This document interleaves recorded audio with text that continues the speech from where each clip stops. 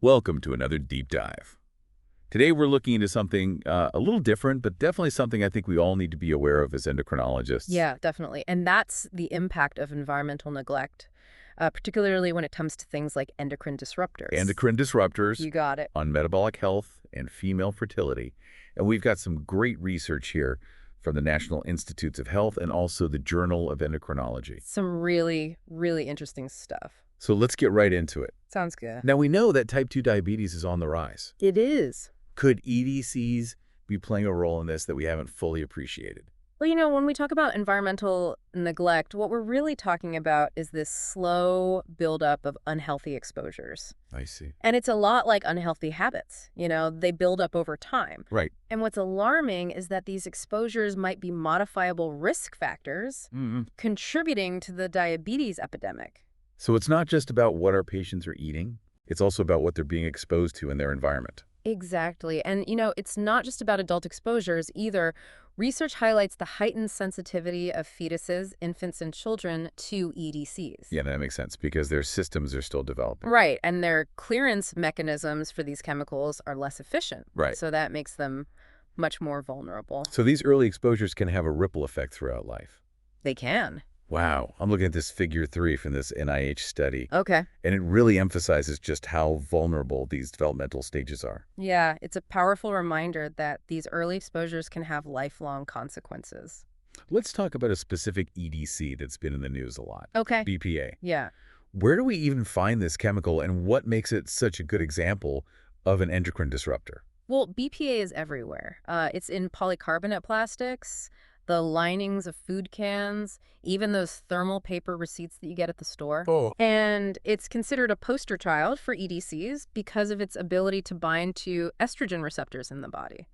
It basically mimics the hormone estrogen. So it's like it's throwing the body's hormones out of whack. That's a good way to put it. And as we just mentioned, fetuses and children, they tend to have higher BPA levels, That's right. which is concerning because it can affect their development. Right, and what's even more concerning is that research is showing metabolic dysfunction in animals at BPA levels below those considered safe for humans. No, that's a scary thought. It really underscores the need for ongoing research and maybe even stricter regulations. There's been so much debate about BPA. Yeah. Why is it so difficult to get a clear picture from all this research? Well, one of the big challenges is the variability across animal studies. Different species react differently, and you have variations in exposure, timing dosages. Even the route of exposure can influence the results. So it's not as simple as saying BPA is bad or good. Exactly. It's much more complicated than that. So despite these complexities, Yeah. what consistent metabolic disruptions are we seeing in offspring who were exposed to BPA during development? Well, several studies are pointing to some worrisome trends. For example, offspring of BPA-exposed animals show glucose intolerance, Oh, issues with insulin secretion, and even changes in beta cell mass, which are... which are the cells responsible for producing insulin.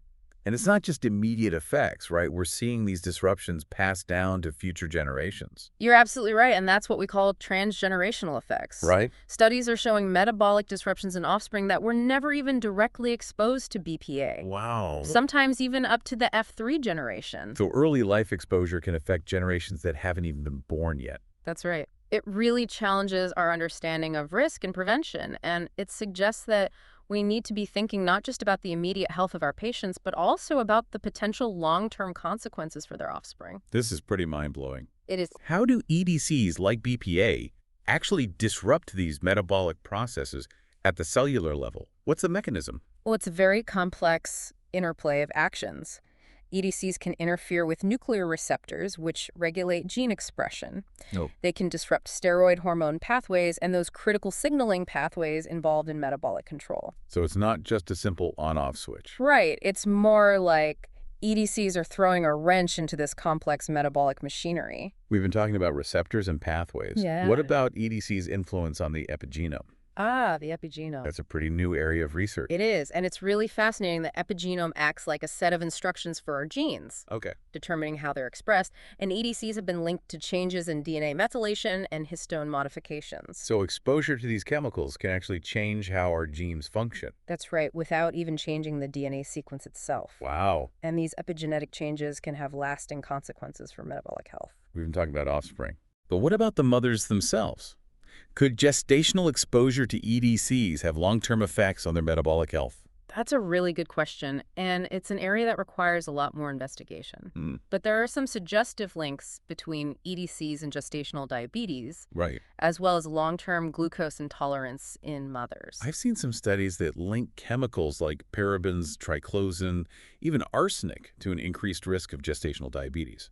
Yeah, and the hormonal shifts during pregnancy might make the pancreas more susceptible to disruptions caused by these EDCs. So pregnancy might be a critical window, not just for the baby's development, but also for the mother's long-term metabolic health. Exactly, and it really warrants more attention. We need to look at comprehensive exposure assessments during pregnancy to understand the implications for both the mother and the child. Exposure to EDCs doesn't stop at birth. Nope. What do we know about the connection between EDC exposure later in life and metabolic dysfunction?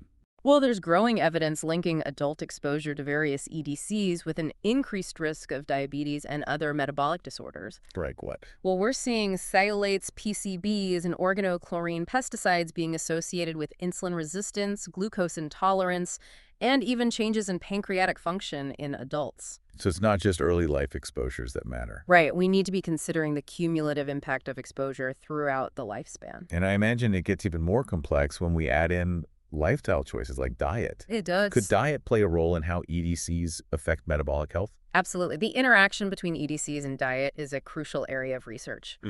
There's increasing evidence that certain diets, particularly those high in fat or sugar, can actually make the metabolic dysfunction caused by EDCs worse. So it's not just the exposure, it's how our body handles that exposure based on our lifestyle. You got it. And we're seeing this, what we call EDC diet potentiation effect, with chemicals like BPA, DDT, and phthalates. And this potentiation is where the combination of those two things kind of creates a perfect storm. Yeah, it can really exacerbate those metabolic problems. We see so many health disparities with diabetes. We do. Are there any specific populations that might be disproportionately affected by EDCs? Unfortunately, evidence suggests that racial and ethnic minorities and lower-income communities often face higher EDC exposures. And that's likely due to environmental and socioeconomic factors. Exactly, a very complex interplay of factors. And this higher exposure could make them more susceptible to EDC-induced metabolic dysfunction. Exactly, and this really highlights the need for more targeted research and interventions to address these environmental injustices and to protect the health of the most vulnerable populations. It's a matter of health equity and social justice. Absolutely it is. So, we've been talking about metabolic health, but let's shift gears a little bit and talk about the impacts of EDCs on another crucial area, female fertility. Yeah, absolutely. And, this is something that we're seeing more and more in our practice. Yeah. Women are having trouble conceiving. And it makes us wonder if EDCs are playing a role. Yeah, the research definitely suggests that they could be. And, EDCs can really disrupt a lot of different aspects of female fertility, everything from hormone production and ovulation to implantation and even the ability to maintain a pregnancy. It really is concerning when you think about how many products contain these chemicals. Pesticides, heavy metals, plasticizers, even the things in personal care products that women are using every day. It's really hard to avoid exposure completely. Yeah. And that's why it's really important for us as endocrinologists to understand these specific effects of these different EDC groups. Absolutely, so we can better advise our patients. Exactly. Let's start with pesticides. Okay. These chemicals are used everywhere, but what are they doing to the female reproductive system? Well, pesticides have been shown to affect a lot of different parts of the reproductive system. Okay. They can impact the hypothalamus and pituitary, which regulate hormone production. They can also affect the ovaries and the uterus, which are really essential for egg development and implantation. I'm looking at some studies here that link pesticide exposure to things like decreased ovarian weight, Right. reduced follicle growth, and impaired steroidogenesis, Yeah, it's really disrupting that delicate hormonal which balance. of course you need to conceive. You do, and some specific pesticides like methoxychlor, endosulfan, and atrazine have been particularly implicated in these disruptions. Oh. And animal studies have even shown that these chemicals can alter the structure and function of the uterus, which further hinders fertility. Heavy metals are another group of EDCs that we find everywhere. Yeah, they are. What are their effects on female fertility? Well, heavy metals like arsenic, lead, and mercury, they can disrupt hormone balance. Right. They can impair follicle development and negatively affect uterine health. And I've seen some research that links heavy metal exposure to reduced fertility, Yeah. increased risk of miscarriage, Mhm. even adverse pregnancy outcomes. It really is concerning. We can't overlook this. They can't. Now let's talk about DES, or diethylstilbestrol. Okay. This was a synthetic estrogen that was Yeah. once prescribed to prevent miscarriages. I know. Unbelievable. But now we know it has some really serious consequences. It does. What are the long-term effects of DES exposure, especially for adults? Well, DES is a classic example of how good intentions can really have unintended and far-reaching consequences. Right. It's now recognized as a potent endocrine disruptor with long-lasting effects on female reproductive health, even decades after the exposure. And it seems like the ovaries and the uterus are particularly vulnerable. Research shows reduced follicle numbers, ovarian atrophy, and uterine abnormalities in women who were exposed to DES. So introducing these synthetic hormones into the body can have these really unpredictable and far-reaching effects. The DES tragedy really underscores the need for caution when we're using synthetic hormones and for thorough research to understand their long-term impacts. We talked about plasticizers before, specifically DEHP and BPA. There's been a push to replace these with alternatives. But what do we know about the safety of these substitutes, especially when it comes to female fertility? That's the million-dollar question, and unfortunately, we just don't have enough information yet. Some substitutes might be less harmful than DEHP and BPA, but we really need more research into their long-term effects, particularly on reproductive health. It's a little worrisome that these substitutes are already being used so widely without really knowing what they could do. It is a valid concern, and there are some studies that suggest that some DEHP and BPA alternatives could also disrupt hormonal balance and negatively impact reproductive outcomes. So we could be trading one problem for another. It's possible we just need more research to make sure that that's not what's happening. So let's move on to TCDD. Okay. This is a persistent environmental contaminant, a potent EDC. It is. How does TCDD exposure during adulthood affect female fertility? Well, TCDD is particularly worrisome because it has a long half-life. It can accumulate in the body over time, and we know that exposure to TCDD has been linked to a range of reproductive issues, including disruptions in ovulation, impaired ovarian steroidogenesis, and reduced uterine function. There's even research that suggests a link between TCDD exposure and endometriosis. There is. And the Seveso Women's Health Study, which followed women who were exposed to high levels of TCDD after an industrial accident in Italy, provided some pretty compelling evidence of this link. Right. They showed that TCDD exposure was associated with reduced fertility, longer time to get pregnant, and even adverse pregnancy outcomes like lower birth weight and smaller gestational age. It really makes you think about how these real-world exposures can have such lasting impacts. They can. And we really need to take the CDC exposure seriously. We do. And work to minimize these risks. Absolutely. Okay, let's talk about non-L-phenol, or NP. Okay. It's a common ingredient in detergents and cleaning products. It is. How might NP exposure affect the female reproductive system? Well, NP is another EDC that can disrupt hormone balance and impact fertility. It's been shown to affect ovarian function and induce estrogenic effects in the uterus. And I've seen studies that link NP exposure to altered estrous cyclicity in animal. Right. And there are concerns about its potential impact on pregnancy outcomes in humans as well. Definitely. So the widespread use of NP in all these products raises concerns about chronic low-level exposure and the effects it can have over time on reproductive health. It's definitely something to be mindful of. Okay, next up, PCBs, or polychlorinated biphenyls. Okay. These were banned in a lot of countries years ago. They were. But they still pose a threat. They do. How are they still affecting female fertility? Well, PCBs are what we call persistent organic pollutants. Okay. They don't break down very easily in the environment. Right. And they can accumulate in the food chain, which leads to ongoing exposure even decades after their ban. They're like ghosts in the environment that just won't go away. They are, and the health consequences are very real. Studies are linking PCB exposure to altered ovarian steroidogenesis, impaired egg quality, and even an increased risk of uterine fibroids. So we need to think about responsible chemical management Yeah. and the long-term impact these chemicals have on the environment and our health. Absolutely. It's a great reminder that the choices we make today can have repercussions for generations to come. Now let's talk about triclosan. Right. This is an antimicrobial agent found in so many products. So many. Soaps, toothpaste, hand sanitizer. It's everywhere. What do we know about its effects on female fertility? Well, triclosan is another EDC that's moving some red flags. Okay. Research on its specific effects on fertility is still fairly limited. Huh. But there are some suggestions that it can disrupt hormone balance and potentially impact pregnancy outcomes. I've seen some studies linking it to reduced fecundity. Right. And some potential adverse effects on fetal development. It definitely warrants more research. Its widespread use really calls for more investigation to make sure that we're not unintentionally exposing ourselves and future generations to unnecessary risks. Right. Better to err on the side of caution.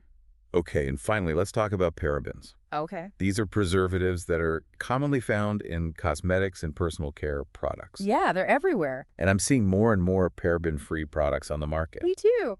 But how might parabens be affecting female fertility? Well, parabens are known to mimic estrogen in the body. Okay. And this can really disrupt that delicate balance of hormones needed for healthy reproductive function.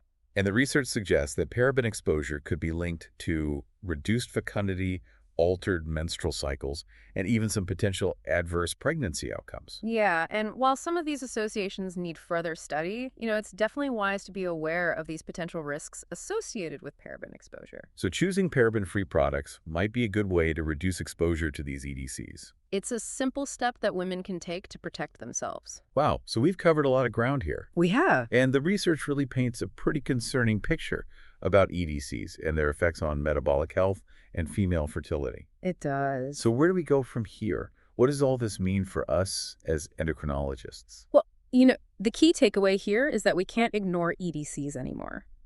We really need to start considering these in our clinical practice. Right. It's not just about treating symptoms anymore. Exactly. We need to really understand what's at the root of these problems and identify potential risk factors that we may have overlooked in the past. You got it. And that means talking to our patients about their environmental exposures, Right. counseling them on potential risks, and advocating for policies that can help to reduce exposure to these harmful chemicals. And patient education is a big part of this. It is. We need to empower our patients to make informed choices about, the products they use, Absolutely. the environments they're in, so they can minimize their risk. And, there's some simple things that people can do. Like what? Like choosing BPA-free plastics, opting for organic produce whenever possible, being mindful of the ingredients in their personal care products. Little things can make a big difference. They can. But, while the research is pretty convincing, there's still so much that we don't know about EDCs. That's right. And we really need more research to fully understand the long-term effects and how these interact with other things like genetics and lifestyle. Absolutely. We need more funding for research in this area. The more we understand about EDCs, the better we'll be able to protect our patients and future generations. So this is really a call to action for all of us. It is. We need to be the ones raising awareness, educating ourselves and our patients, and advocating for change. It's a responsibility we all share. Well said. Well, thank you for taking this deep dive with us today. It's been my pleasure. It's been a really eye-opening conversation. It has. And I hope it encourages other endocrinologists to start thinking about these issues. I hope so too. And to our listeners out there, we encourage you to learn more about EDCs and really think about how environmental neglect could be playing a role in your practice. It's time to take this seriously. Because together, we can make a difference.